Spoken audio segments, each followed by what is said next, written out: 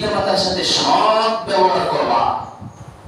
কথা কি, আল্লাহর ইবাদত করি অনেকে, কিন্তু পিতামাতার হক কিন্তু সঠিকভাবে আদায় করতে পারি না। প্রিয় ভাইরা, আমাদের জন্য কিন্তু জাহান্নাম অবধারিত হয়ে যাবে, আর জান্নাত আমাদেরকে আমি এবং জান্নাত এর মাঝে বাধা সৃষ্টি হবে, আপত্তি সৃষ্টি হবে। এজন্য আল্লাহ তাআলার ইবাদতের পরে আমাদের প্রধান কাজ কি? পিতামাতার হক। সেই পিতামাতার হক সম্পর্কে শুনেন।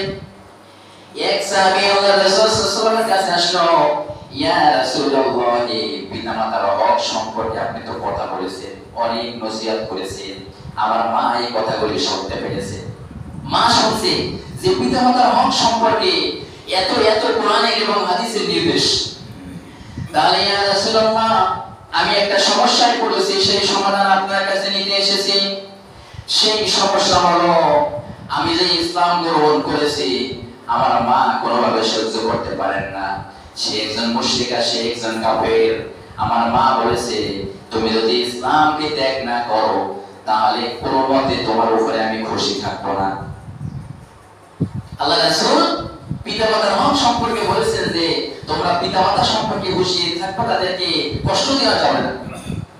তাহলে